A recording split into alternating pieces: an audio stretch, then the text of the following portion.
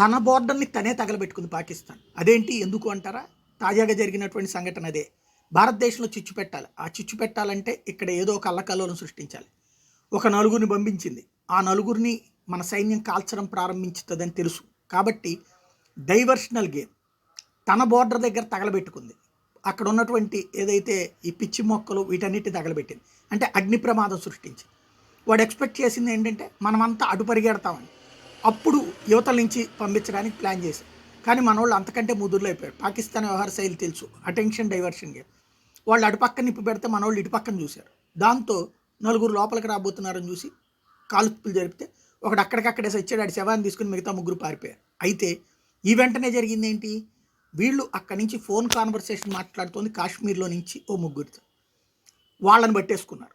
ఎందుకంటే ఇప్పుడు ఎన్ఐఏతో కలిసి సహవాసం చేయడం వల్ల వీళ్ళకి ఆ దర్యాప్తు విషయాలు తెలిసిపోయింది. వెంటనే పట్టుకున్నారు. పట్టుకోగానే వాళ్ళు సినిమాల్లో చూపెట్టినట్టుగానే తమను తాము ఆత్మహత్య చేసి చచ్చారు.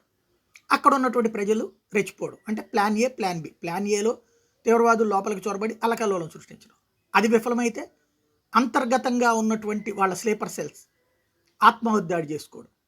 తద్వారా ప్రజలను, అంటే డైరెక్ట్ ఆత్మహత్యాడులు అయితే కనుక బాంబులు లేవు వాళ్ళ దగ్గర. కాబట్టి ప్రజల్ని రెచ్చగొట్టి వాళ్ళనే బాంబుల్లాగా అక్కడ చేయడం.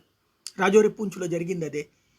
ఇక రాబోయేటువంటి రోజులు ఈ కుట్రలు భారీగా పెరుగుతాయి. ఎందుకంటే ఎన్నికల లోపు కాశ్మీర్ సమస్య పరిష్కరించామని మోడీ చెప్పకుండా చూడటం కోసం కాశ్మీర్ సమస్య రావణ కాష్టం రగులుతోందని రేపు పొద్దున రాహుల్ గాంధీ చేత లేకపోతే కమ్యూనిస్టుల చేత ఉపన్యాసాలు ఇప్పించడానికి ఆర్టికల్ 370 మళ్ళీ మేము వస్తే తెస్తామని చెప్పడం కోసం ఆడుతున్నటువంటి అతి పెద్దదైనటువంటి జూదం.